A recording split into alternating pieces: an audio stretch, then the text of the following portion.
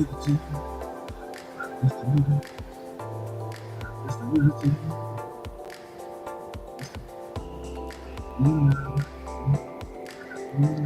snap, my favorite podcast just went live.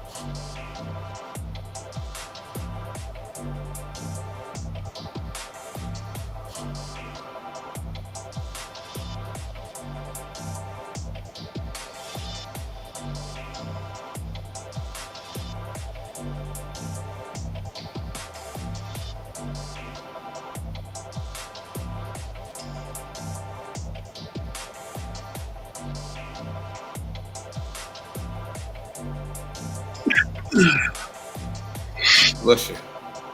Thank you. Thank you. Thank you. Thank you.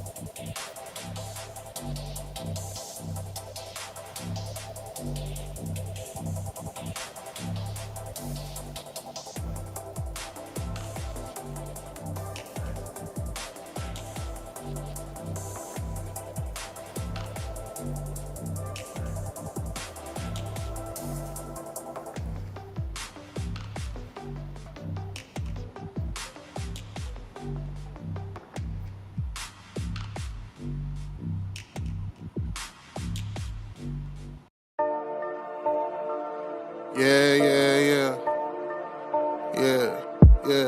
You know it? Free birds. Yeah. Going all the way, all the way.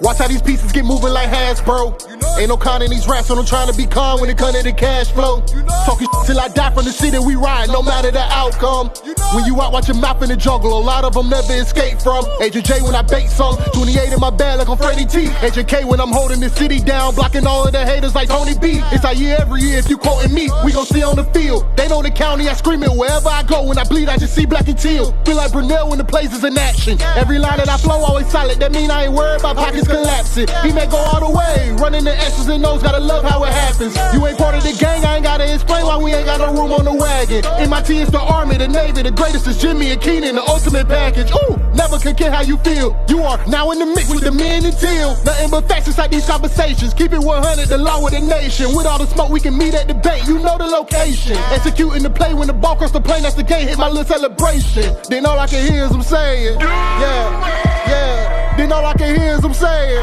yeah, yeah. All I can hear is them saying, ooh, ooh. You know it? Yeah, yeah, yeah. Free birds.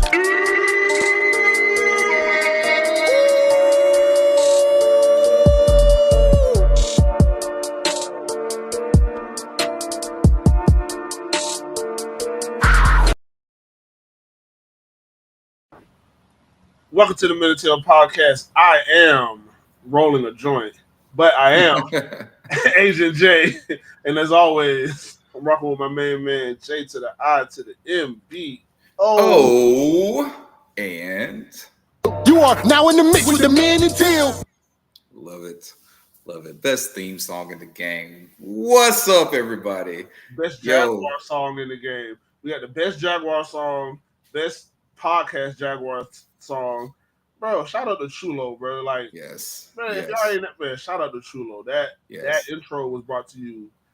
Chulo Ramone. If you like the song, it's on Spotify, it's on Apple Music. Anywhere where you get your music, you can get it. Especially if you like the hippity hop. That's what's up, man. Hey, shout out to everybody in the chat, man. Shout out for everybody that's tuning in. We appreciate y'all joining us tonight. You feel me? Hey, back in school, back in the building. Hey, you see them boys on the first day? They had their new notebooks. They knew had their school clothes on. Them boys had the outfits laid out the first night. Mm-hmm. You know, some of them, okay, you can tell the real vets, they coming in the sweats, but the young boys had to put the designer sweat. They got to, they had the stunt coming into work. You know what I'm saying? Boy, you don't know you finna sweat, homie. All right. Yep. All right. Shout out to Robert, man. Shout out to Big Marcus. Yeah. You see it, boy. Yo, Big Marcus, how about them Gators? Yes, sir. How about them Gators, my boy? Hey. Yeah. All the people. Man, hey. Boy. Man, I was telling people for the last 2.5 months, I said, bro, the Gators have been kicking ass. And I said, they've been scoring. I said, but they've been playing defense. I said, bro, this is the kind of year that we win the championship. Motherfuckers ain't want to tell me. They want to tell me, oh, man, Gators ain't going to do nothing. I'm like, bro, this is I said, dog, look at look how the tournament is going to set up. Then I said, this is before the tournament. I said, if we going to win the SEC championship, we're going to win the championship.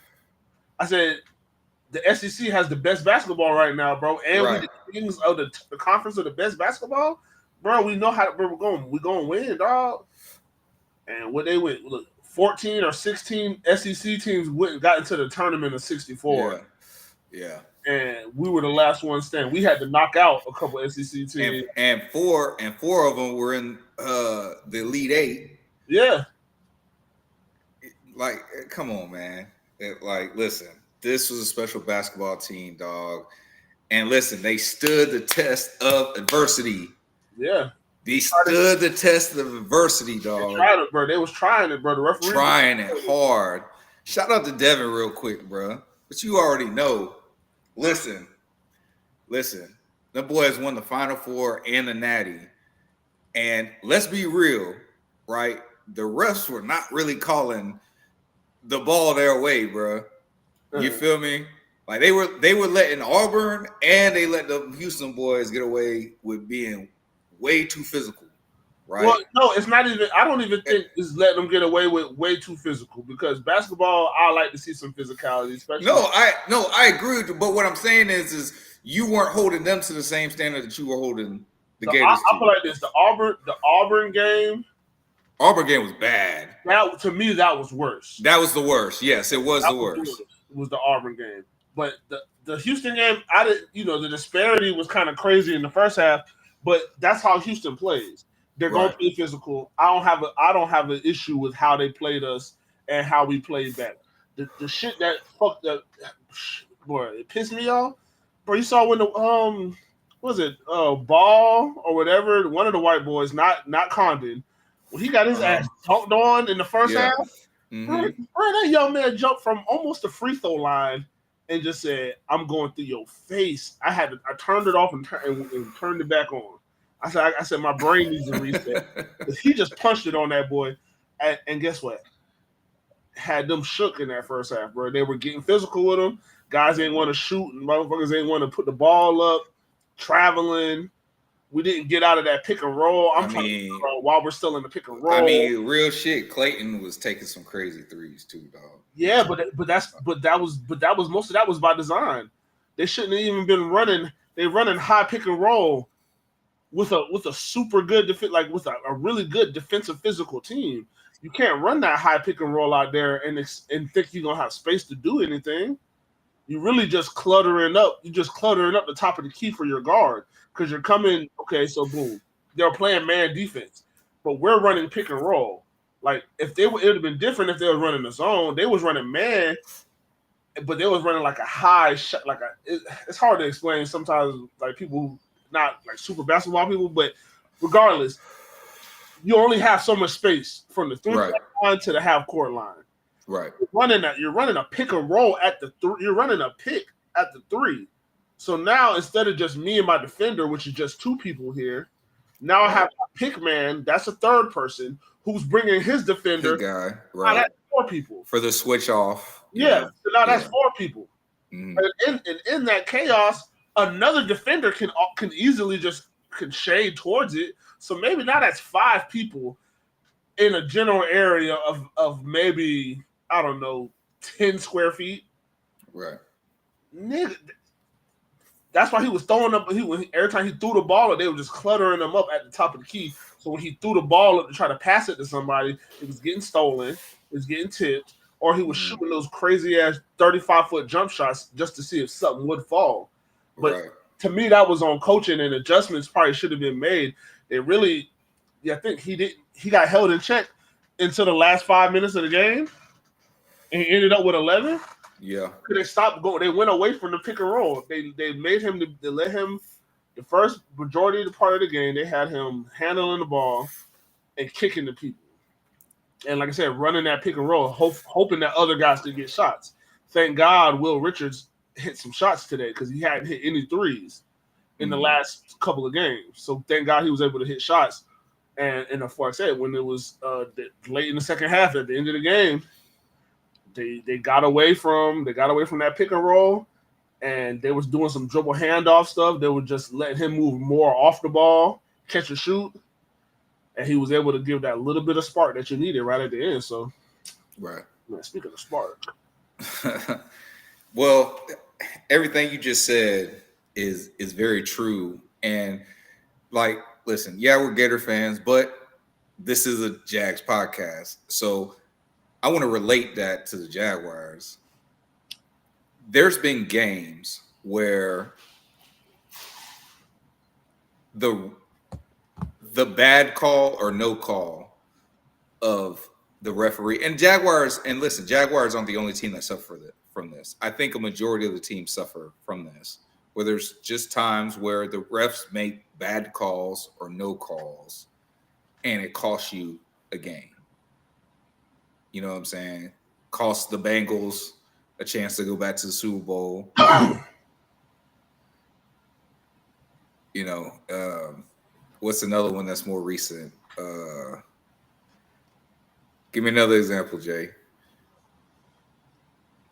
Well, I mean, obviously for us, Miles Jack wasn't down, right, in 17.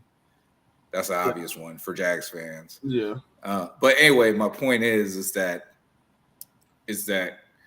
yeah, adversity happens. Right. So with adversity, can the Jags finally start overcoming? In 22, we did it. Mm-hmm. At 20 in 22, we showed that we could overcome adverse. You know what I'm saying? Mm-hmm. Adverse situations, and then 23. Remember, dog, when we were doing the pod, and I was saying, like, dog, I feel like this team, if they get down, they can't come back.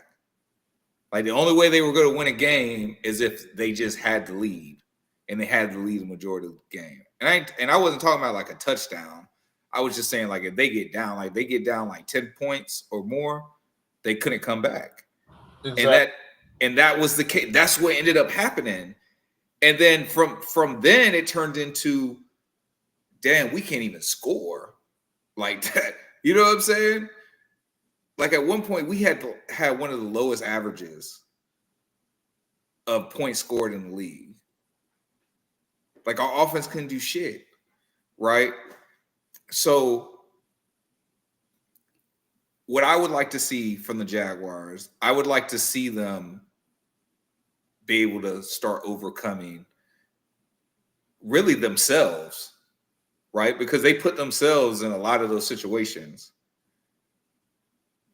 Like, the game shouldn't have to come down to whether or not the refs were doing the right thing at the time for your team. Yeah, bro, my bad, bro. That hoodie was fucking me up. It was hot. You straight, bro. Yeah, that hoodie was fucking me up.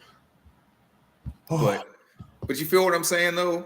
Like if in 17, if the Jags didn't get extra conservative after they got the lead, they just kept mashing the gas. Like, bro, you took out Corey Grant.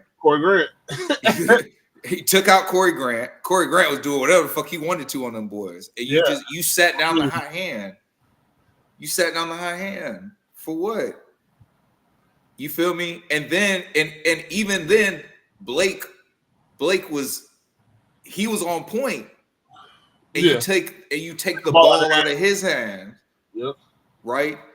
You just basically said, hey, defense, be good enough, live up to this certain standard that they kind of set for that year. And they're like, yeah, just be good enough to stop them until there's no more time left on the clock. Mm-hmm. But that was also a defense that lost at Arizona. Like, you know what I'm saying? Like, like it's in Blaine Gabbert. Like I can't remember. Who was it? The Jets? The Jets that put up like 30 on us that year?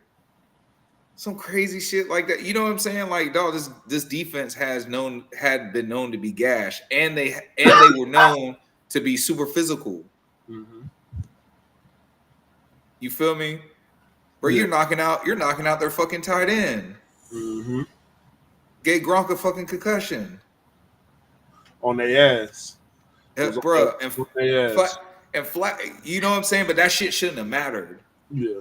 That's my point. Like, that shit shouldn't matter. And I just feel like I think part of the goal for this year is that this team, I think that's the true show of being a competitor, right? Yeah. This team can actually be a competitor. But we have to be able to overcome, like, we have to just be able to do the right things at the right moments. So that way, when basically execute, because that way, if the refs fuck off, it doesn't matter. Mm-hmm. It doesn't matter, bro, because we still gonna make it do what it do.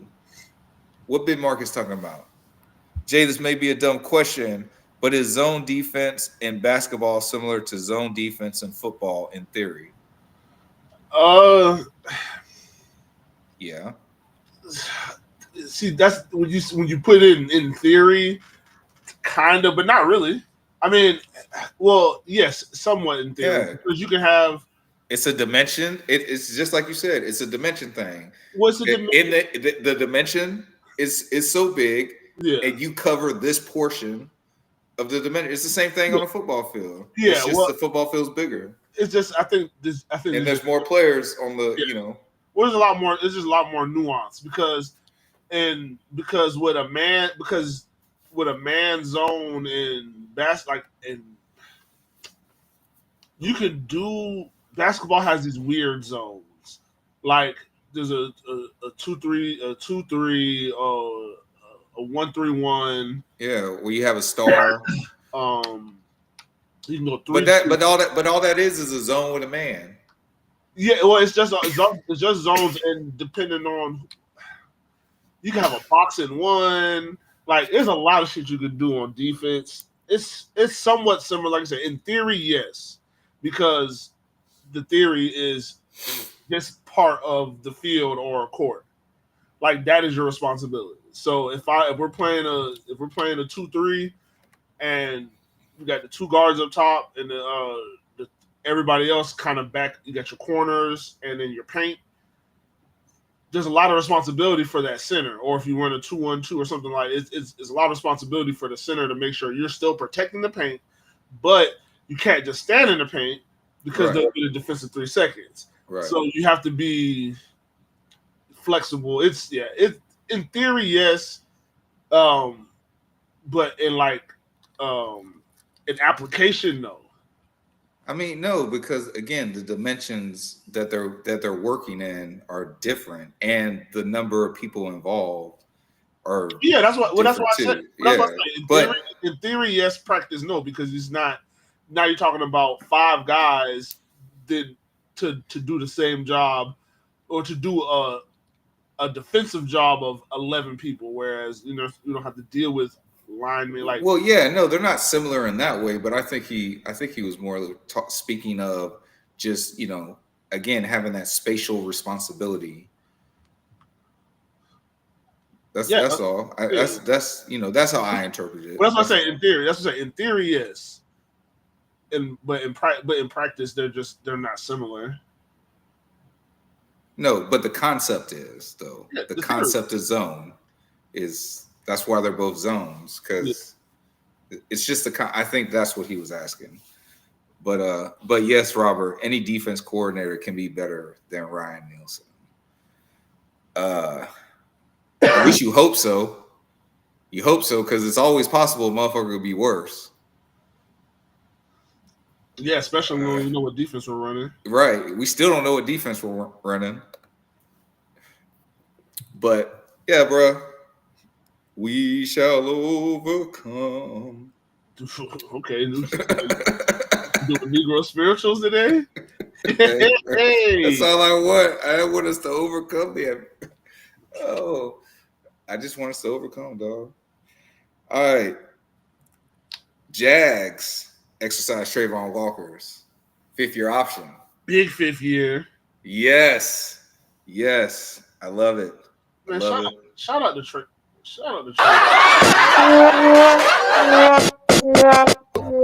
MIT is the Army, the Navy, the greatest is Jimmy and Keenan, the ultimate package. Ooh!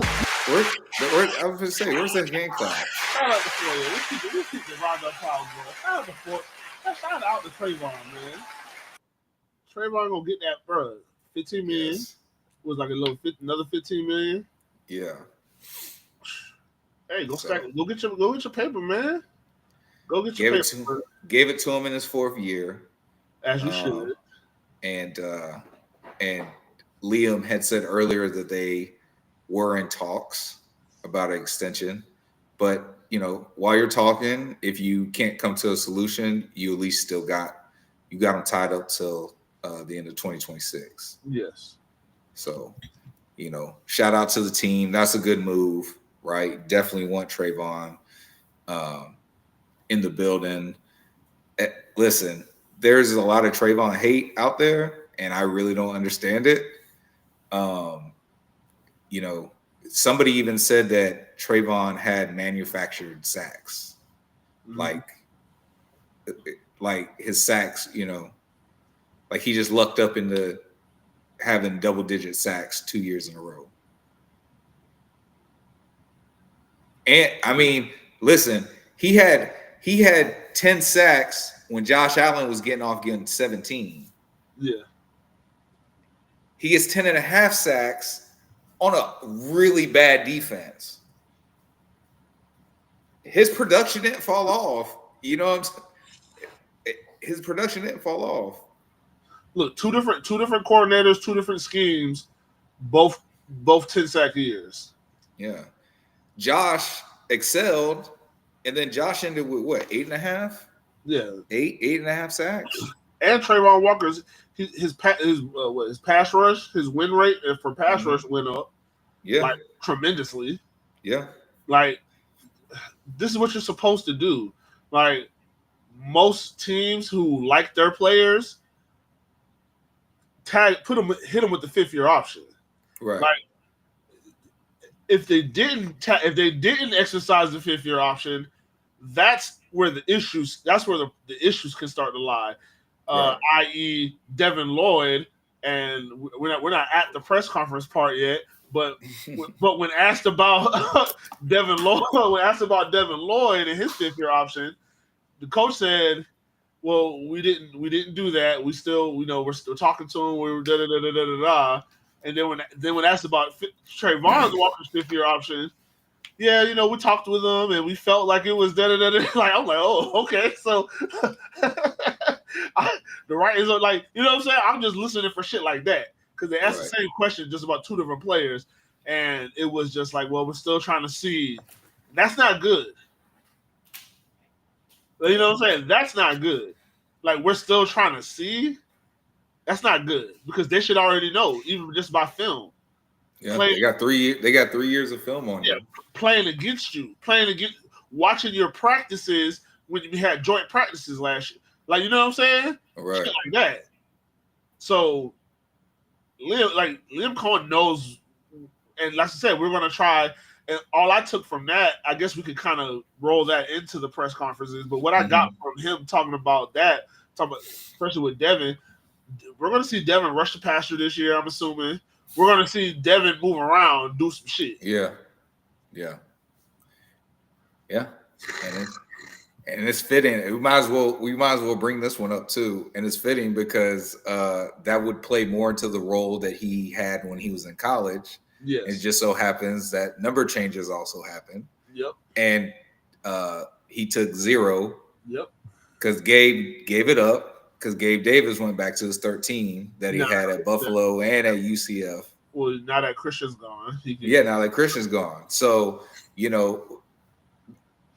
here's the hope, right? Is that we get to see those players. Because the last time I saw Gabe Davis at number 13, he was balling out in Buffalo.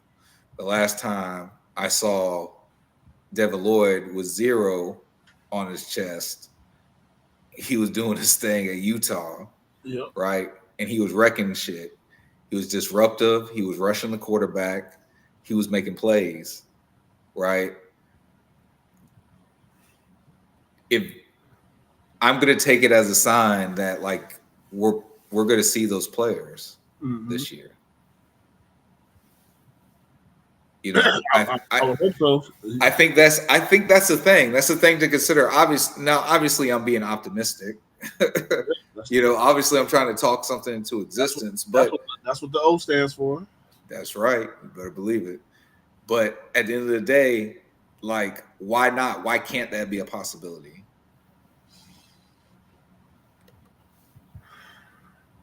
I think he can. Yeah,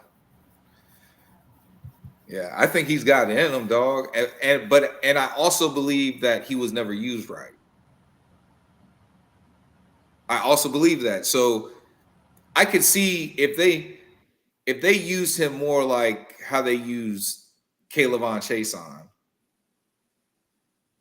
and he was unsuccessful,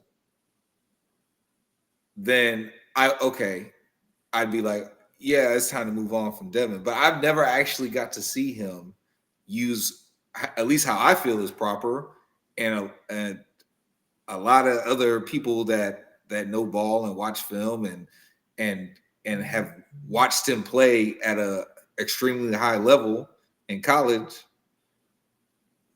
You know what I'm saying? Like, bro's been doing his thing, and you've only seen like glimpses of it in NFL. Bro, that is so hard to see. I don't know if they can see it. Can you blow it up? You can make it center, right? But I thought, I'm be honest. I thought that last year was a down year for Gabe Davis because I've seen Gabe Davis play at a high level. So, really, I think it's happenstance. I think it's coincidence. But it would be cool, and it'd be a cool narrative if, in the process of changing numbers, it's like they changed back into their playmaker selves.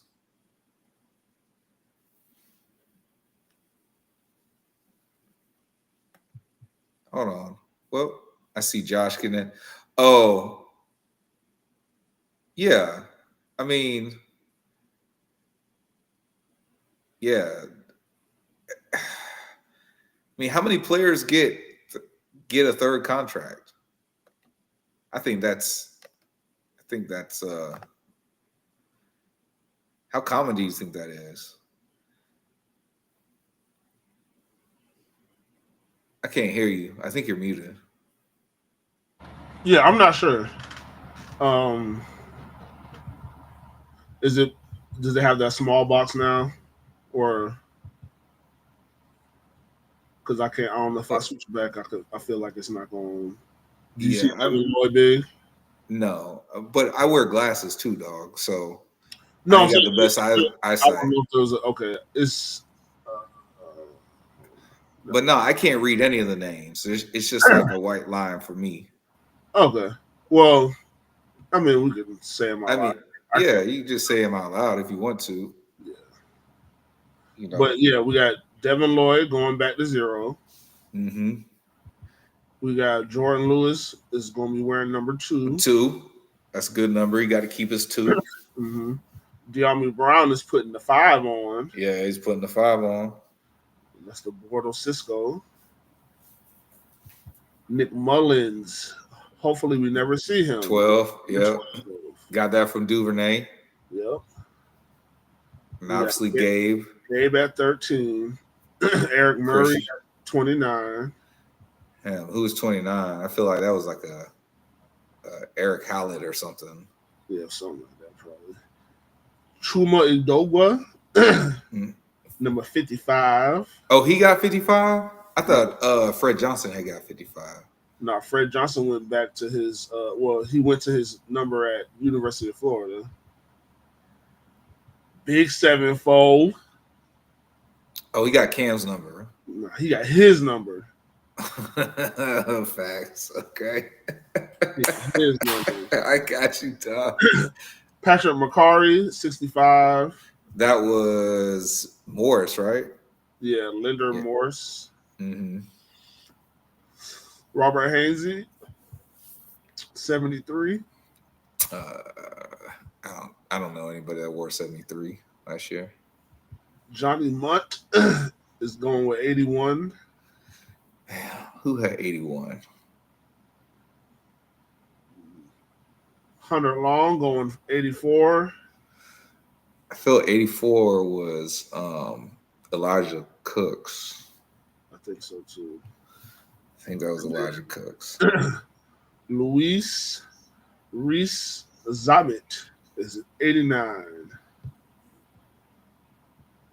So yeah, he was 84. Yeah, so guys got some new numbers. You know what I'm saying? Some of the new guys got their numbers. Some of the guys who've been here changed their numbers. Like I said, if it makes them more comfortable and they can play better in them, that's all I care about. Facts. But yeah, dog. So, I mean, we already started about the press conference. We kind of talked about Liam. Foye and Trevor also spoke. I think Foye said some. I think he said some things, bro, that should be thought about and kind of examined. You know, when asked about the coaching staff and like their demeanors, like how do you feel? What was his impression of them? You know, he's like full of energy, right? But then he made a comment saying that you know, but they'll have the hard conversations. Yeah.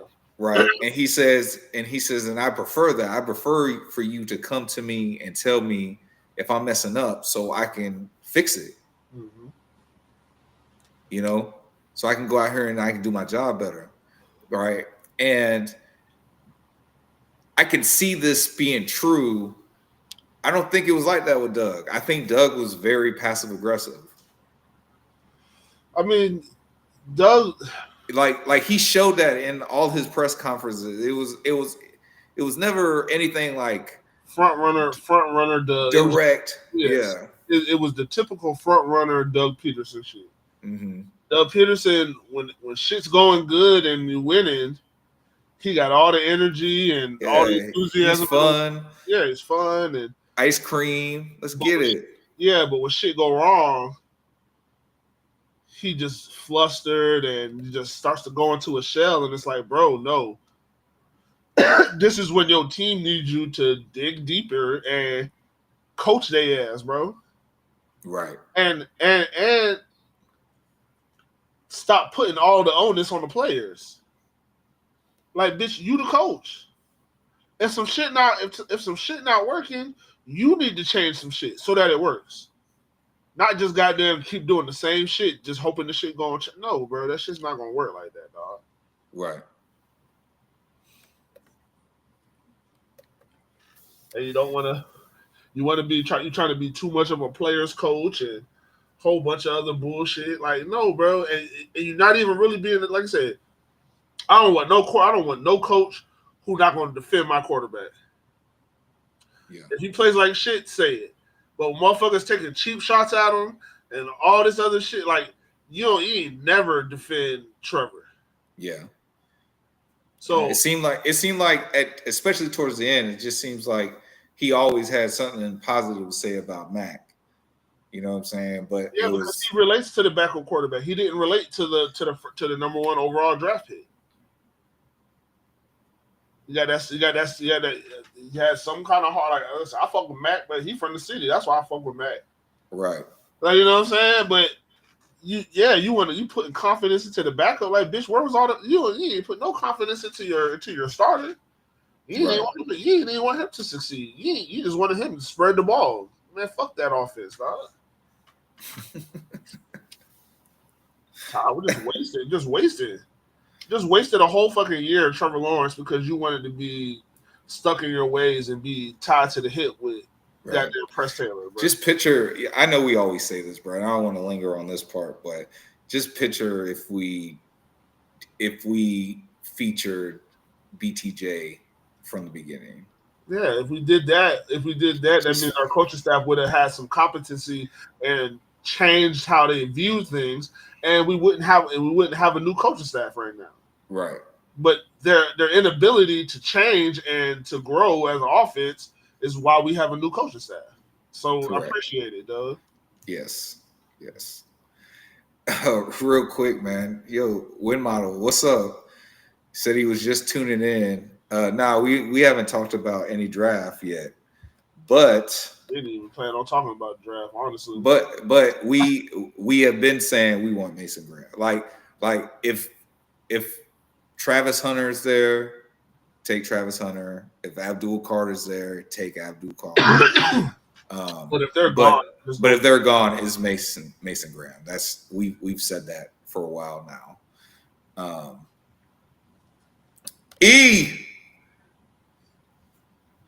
What up? This hey, bro. Hey, I'm gonna start reading his comments, bro. I'm gonna start reading his comments because I just saw it was him, so I was like, bro, let me put him up on screen. Mrs. Cohen. Hey, E. When you gonna let me fuck Mrs. Cole? What'd you say? What'd you say, E? Oh, nothing. Oh, what about Trevor? uh, What do you think about Trevor? I mean, he was Trevor. Yeah. He was Trevor. I mean, like I said, all the press conferences I thought were good. All three I thought were good. Yeah. I think I liked Foyer's more, the most. Right. Then Trevor, then Liam. Because Liam just kind of just regurgitated. I mean, they're asking him the same questions. Right. And He giving the same answers. They're Communication and alignment. Yeah, they're just rephrasing the questions that they've been asking him for the past few months. So he's just answering them, whatever. That's cool. But the Trevor shit, when they asked him about Tony Baselli, and there's actual involvement and not just here and there conversations. It's you're in the building and like you don't have like Tony. This is pretty much the same shit that we've been saying. Tony Baselli doesn't have to do this. Like he's a Hall of Famer. He doesn't have to come to work for the Jaguars. Like I'm pretty sure the money's good, but he doesn't have to do that. He's taking time out of his life to come do that. Tony travels all over and does all that stuff is over right now. Yeah. You can't call games and broadcast and do all that shit while you know what I'm saying? Right. So doing this job is like a passion project. You know what I'm saying? Like we know that Tony has skin in the game when it comes to this. Yeah. We don't have literally doing what he loves. Yeah. So we don't have to go into what he's doing for his job, but because he's more than qualified because he gives a fuck about the team. Right. So But for Trevor to be able to have somebody like that who understands, then it's good to go. I mean, like I said, I think, I don't know. Trevor's presser was good. Like I said, that was good. He said, they gotta ask him about the baby. Right. But if he wasn't. That's the thing, right? He's the number one draft pick. Right. And his wife came here at 21, 22 years old. They're babies. So it's like that's the city's niece, bro. Like that's the princess. Right. Like people are gonna act like they're gonna say it's always gonna get back. At some point in any press conference, they're gonna say something because they're like, hey, how's it going? Because people know, man, these kids be crazy, bro. Yeah. Try to make time for these kids. This should be crazy, bro. So, so like I said, hopefully that just means he's in the house more and in that playbook more, bro. Yeah, and that's what he said. He said it kind of makes it easier because he makes less plans, right? So, but when she wakes up and she starts crying, he said, you can't say, hey, hold on, wait, give me 10 more minutes. Yeah. I got to put this down. But, there's more flexibility for him to do what he's got to do. I did think it was weird that they said that he was going to be on a pitch count, though. I thought that was I didn't really get why they're saying that. I mean, if he's throwing, especially because it was his off.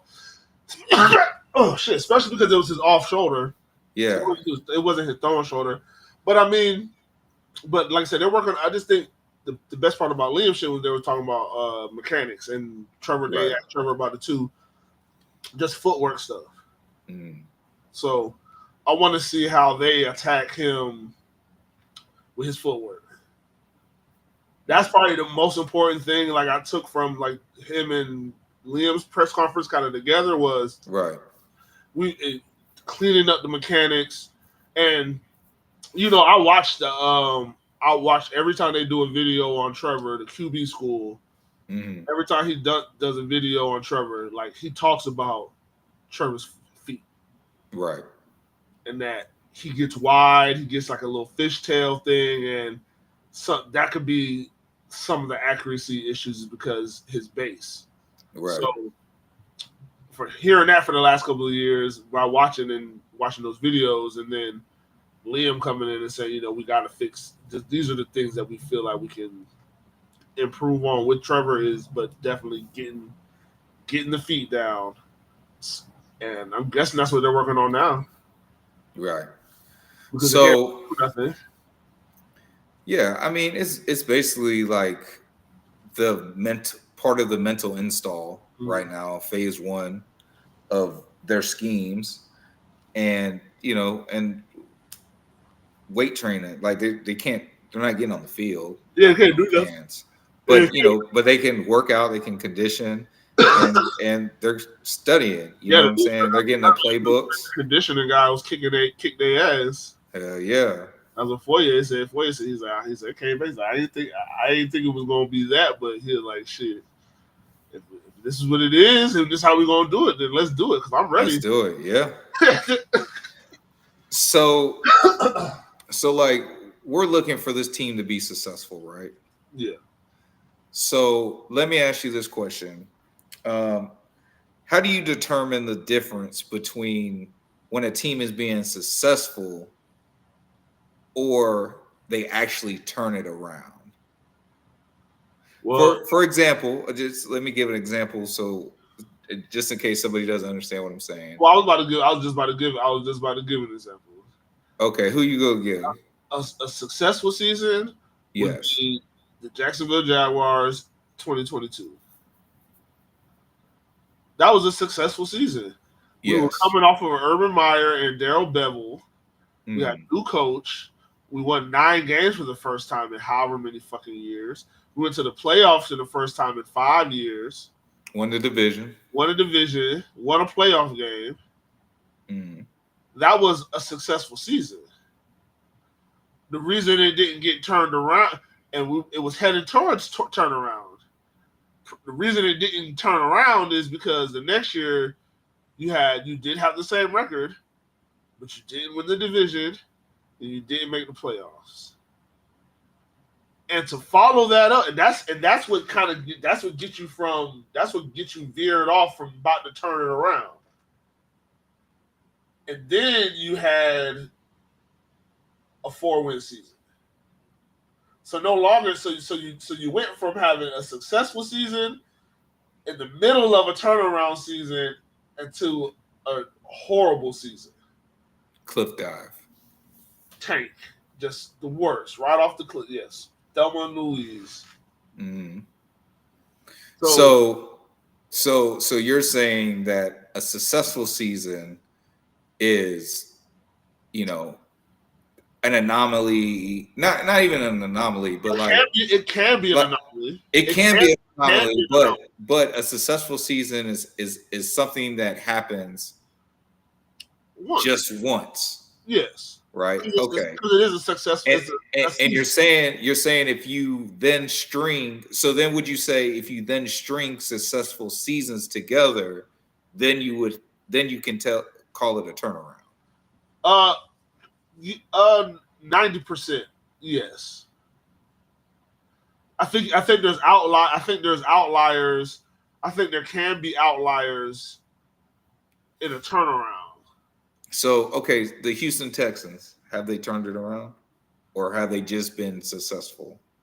I would from where the organization was to what it's doing now. They've turned it around.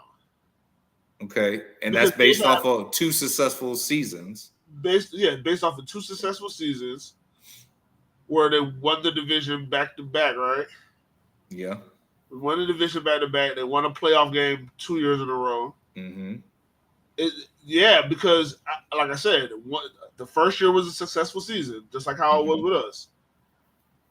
If we didn't fall apart down the stretch, it would have been going right into that. We would have at the end of it, we would have went through that and that whole season. However, that would have played out in the postseason. That I would have said turned around because we would have been winning. We would have had another year winning.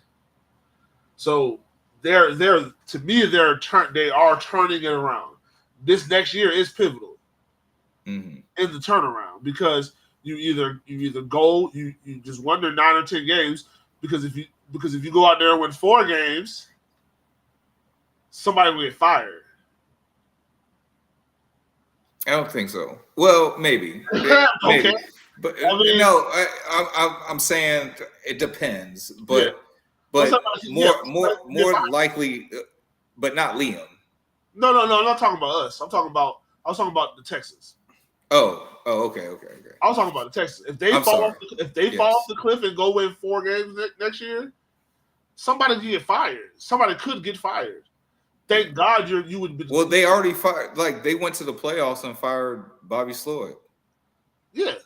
You know what I'm saying? So it's so yes. Okay. So okay. The Commanders, right? Now, from where they were at, I think now the Commanders are. I think the Commanders are in a different situation. so explain that to me. That was the purpose of this question. Explain that to me. So is that so? Did they have a successful season, or did they show a turnaround? They had a brand new. They had a brand new head coach, brand new staff. I think they're a rookie quarterback, and they didn't win the division, but they made it all the way to the NFC Championship. Yeah. So I think the Redskins outlier. Not the Redskins. Sorry, the Commanders. The outlier. The Commanders are an outlier because they were both last year. They had a successful season, and they turned it around. Washington's problem was they didn't have a quarterback. That's all they needed was a quarterback, and a damn good one at that. They picked the right quarterback. Right. They saw a kid who went to school for 4 or 5 years, played at different schools. Everywhere he went, like, pretty much lit it up. Then you went and lit it up at LSU for real. Like, right. That's fire. Gotta have him.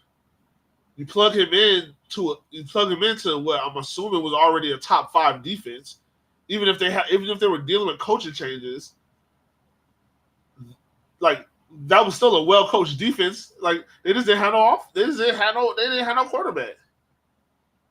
So now you plugged and played it, and turned it around. So okay, I give you that, and I feel you on that. But it becomes a true turnaround. But that only becomes a true turnaround if they have a successful. Their bare minimum is now they have to have a successful season for that turnaround to actually be true to form. Right. Mm-hmm. Now the Texans. Now you just said if the Texans only win 4 games, somebody's getting fired. Yeah. So can the next part of the turnaround is is it really a turnaround if you fall off? Like, okay, so you meet the criteria, right, that we set up so far of you have a successful season and then you have another successful season in the same and or greater fashion, right? But then the next season you win 3 games. Now, I'm sure there might be nuance to that, like maybe, your quarterback got hurt or, half the team got hurt. I don't know. But at the same time, well, damn, they just turned it around. How did it fall back off? Yeah. I mean, and think about it. And so, look, even like the Chiefs, like technically, I think like the Chiefs are a true testament to turning it around because they went through that bad spell and then once they got good, they've been staying good. Yeah. Right. Who else did some shit like that recently? Pittsburgh's like always in the mix. Ravens always in the mix.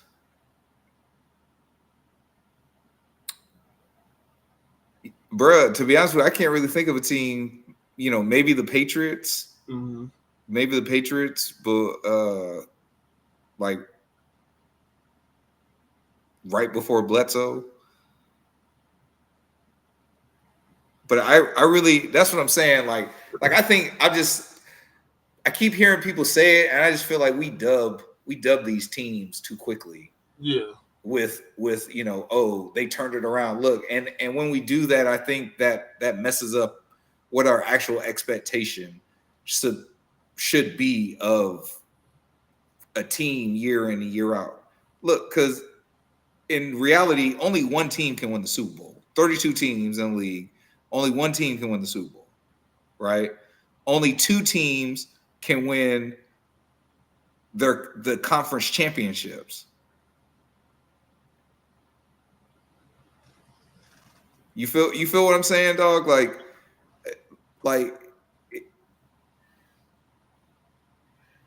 you have a 1 in 30, you have a 1 in 32 chance to win in this league. Yeah. That's like that's crazy. So if you think about it, the numbers, bro, with that in mind, what will be considered a successful season for the Jacksonville Jaguars? And I need to know, how confident are you that this regime can give us that?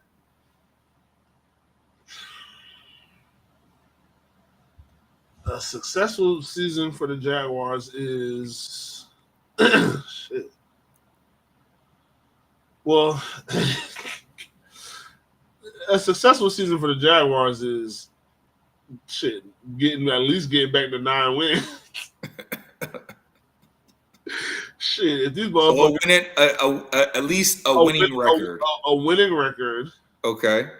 Because I mean, I don't know, because the coach said that, hey, he said we're here to win now. That's what he said. So a winning record, even at 9-8, I think that covers, hey, if you don't make the play, hey, look, we didn't make the playoffs, but we had a winning record. Yeah. But I also think that the coach sees the same things that we see as people who just fuck with this team, bro. Is that we lost 10 one possession games. Yeah. Like at the end of the day, like that's not a shitty football team. Like literally, if we're on the right end of half of those calls or half of those games, we're just on the right end, just a snap judgment. That's your 9 wins right there. If we're an actual well functioning team, like I think just relatively competent, we would have won those 5 games or 4 games. But like being a good team, I think you win 7. I think you win 7 or 8 of those 10 games. Yeah. If you could overcome adversity.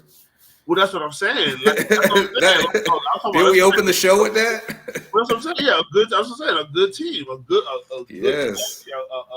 Actually a team is being led and trying shit and not just being stuck. Right. Because that was the reason why we lost 10 one possession games, is because we didn't do anything to separate us from those teams. Good teams, bad teams, we didn't do anything to separate us. Right.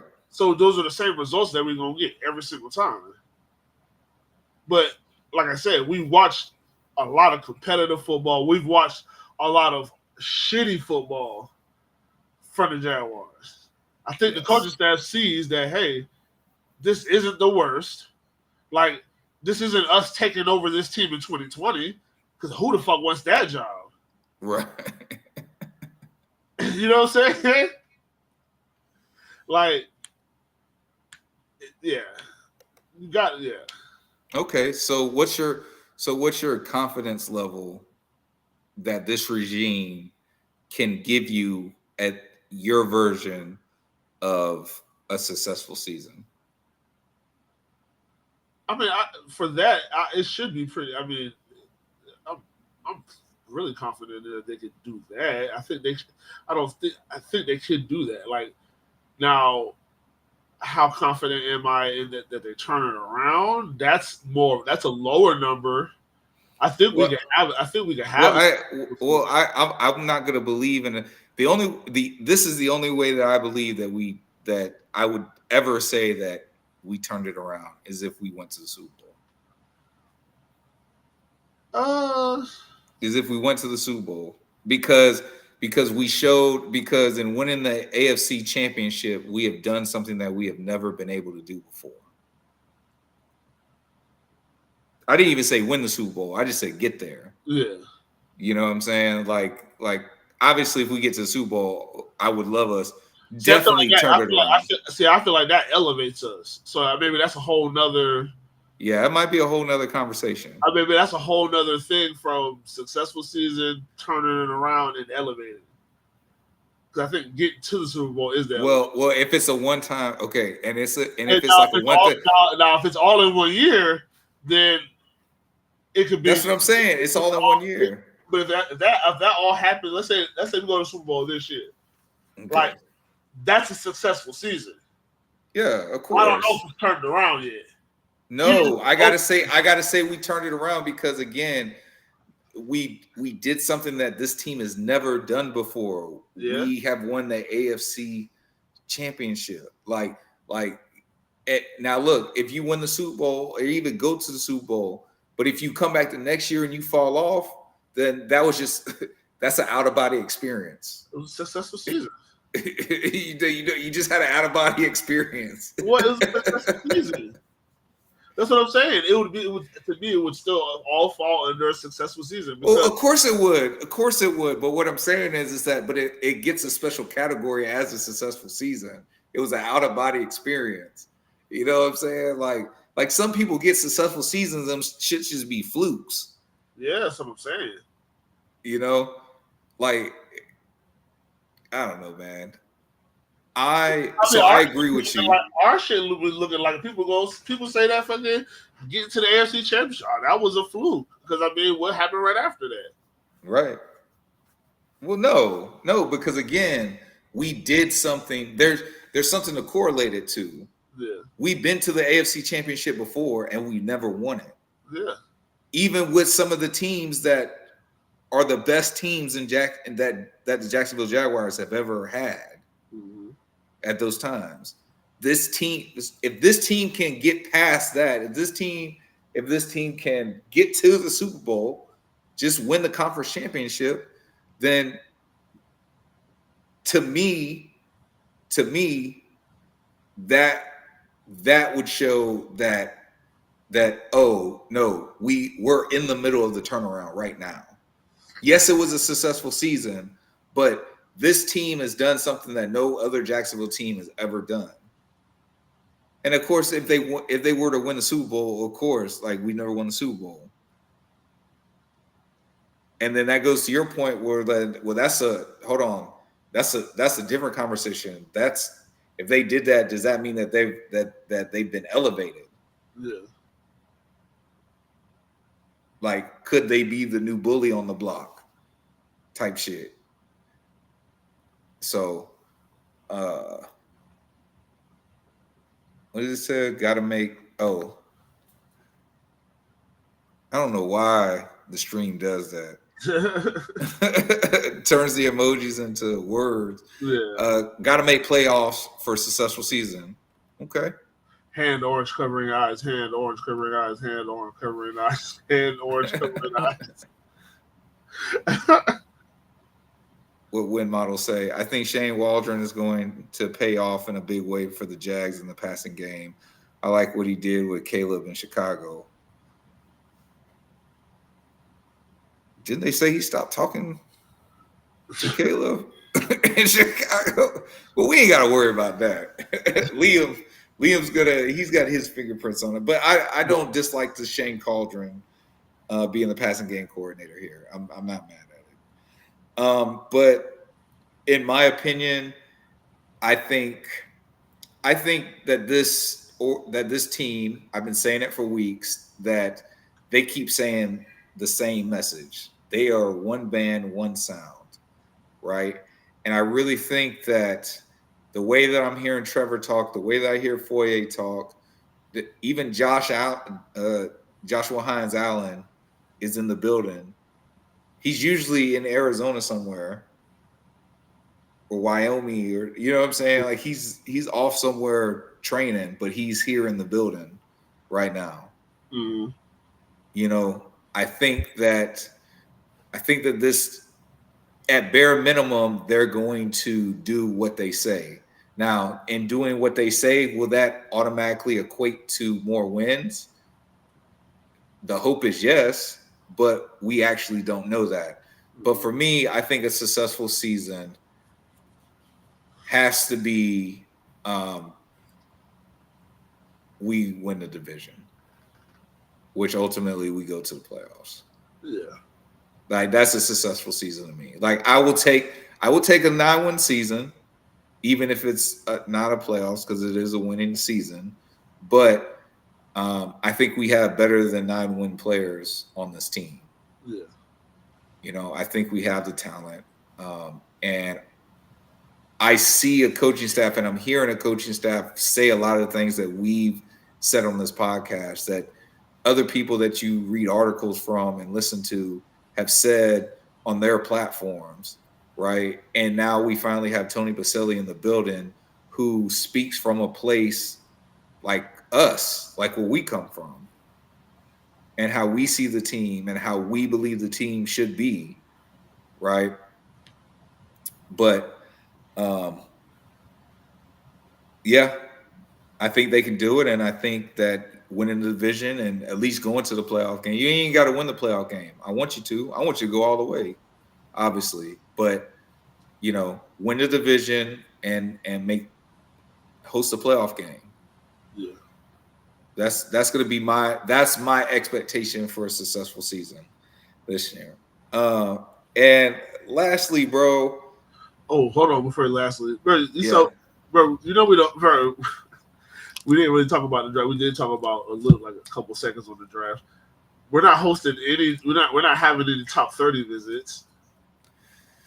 Well, I just saw something that said they invited Travis Hunter for a top 30 visit. I don't know. They said we weren't. Said we weren't. Said they're gonna do some. They said they're gonna do stuff virtually. No, yeah, I heard Liam say that. Yeah. I heard Liam say that in the presser. But I'm just saying there was and again, you know, it's the internet, so I don't know if it's true. But and I didn't do research on it. I kind of just looked at it and kept it moving. But you know, they made it sound like they were calling in Travis. But I mean, I don't think that shit matters. I think they already know who they're gonna get if that person's there at 5. Yeah, I mean, I like it. That's what I'm saying. I didn't have an issue with it because, like I said, they're trying to keep a lot of stuff to the vest. I'm like, bitch, we still don't know what fucking defense they're running. Yeah, like we don't, they do. Yeah, but they don't want to give. They keep every advantage you can have. We got to hold every single advantage we can hold. Yeah, until it's time to debut shit. So I don't know. But what was your last thing? Oh. I'm going to read it. The on-field stuff I'm talking about, Caleb grew as the season went on, and he's not the easiest player to coach, apparently. I think he'll be good for established QB like Trevor.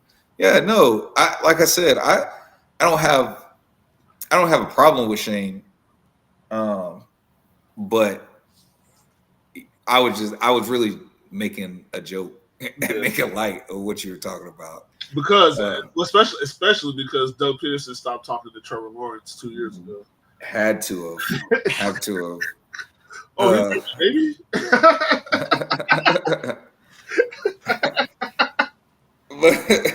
But lastly, just with the free agents, do you think that this team, with the additions and the subtractions right now, do you think that this team has actually raised its floor, if at any, or has the product of the team gone down? I mean, I think slightly raised. But I also have the belief that we have the players on this roster. Like, at the end of the day, because you think about free agency, the people that left. You had Christian Kirk, who for the second year in a row couldn't finish the season. Right. We had an Evan Ingram who was hurt all year.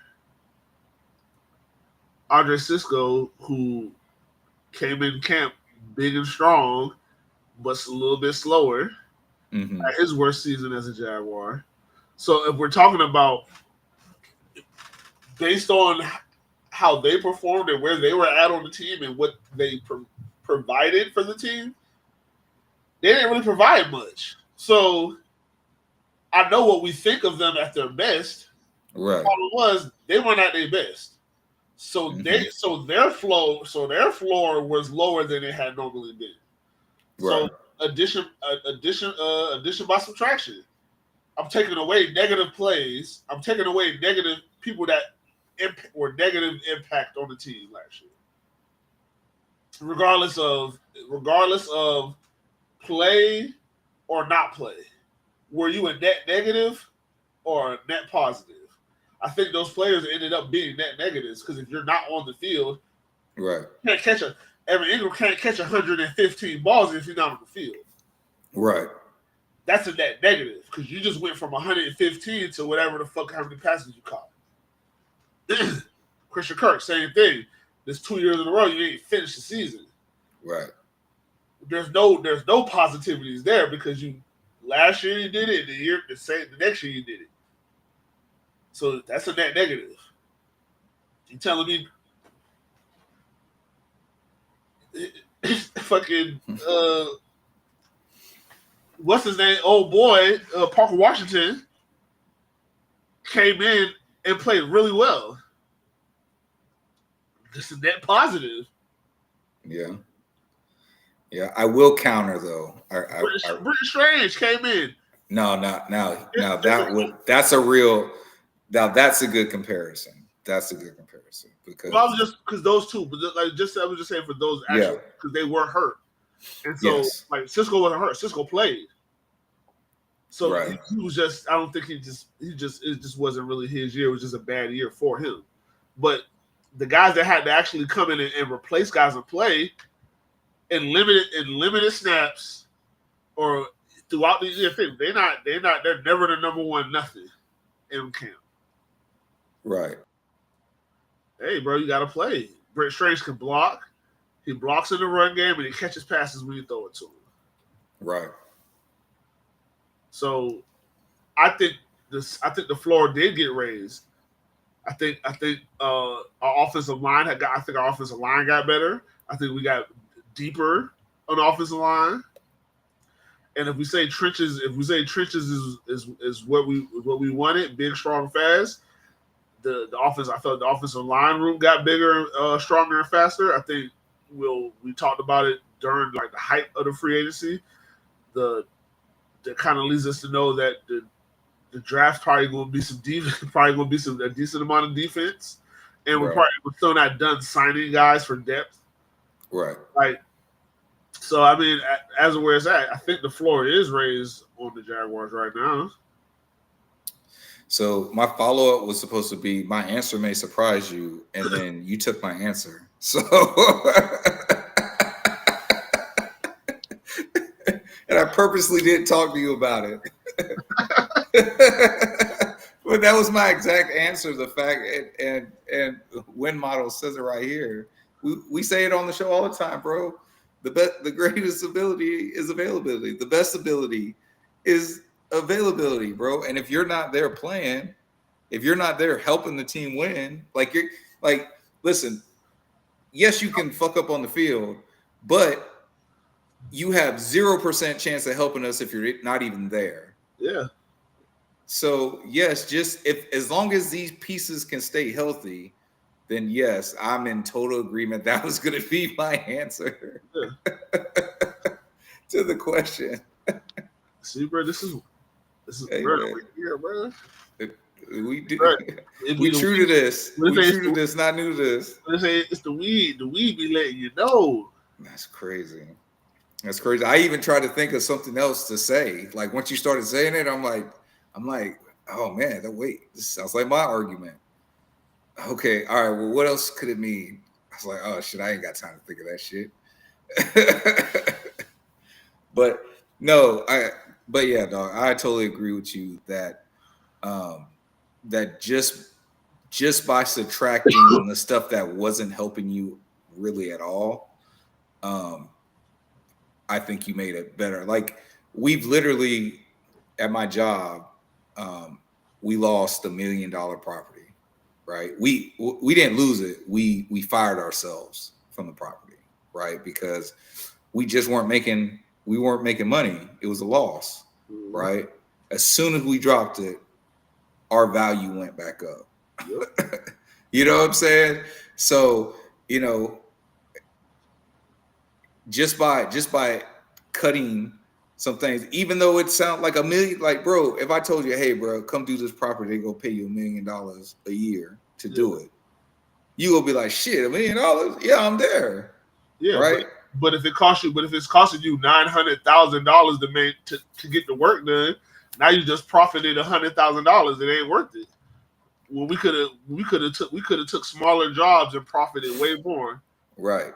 We could have took $100,000 jobs and been profited 40,000 on each of them things. Yeah. I understand. So sometimes, man, you actually get addition by subtraction. And so by taking those guys away, like you said, I again, that was my argument all the way. You say, Agent Czar, congrats to your Gators on the national championship. That pains me to say that is dog. Okay. All right. Man, shout out to appreciate you. Hey, well, before we go, man, once again, man, shout out to the Gators, man. We are now the only university in all of the world, yes, to have three national titles in football and 3 national titles in basketball. Let's shout out to them goddamn Gators, man. Hit the other button that tells who MIT is, man. MIT is the Army, the Navy, the greatest is Jimmy and Keenan, the ultimate package. Ooh. Yes, sir. Shout out to the Gators and shout out to everybody in the chat and shout out to that is your host, the cannabis analyst, Agent J, and you are rocking with your boy J to the I to the M-B-O, and we are out of here.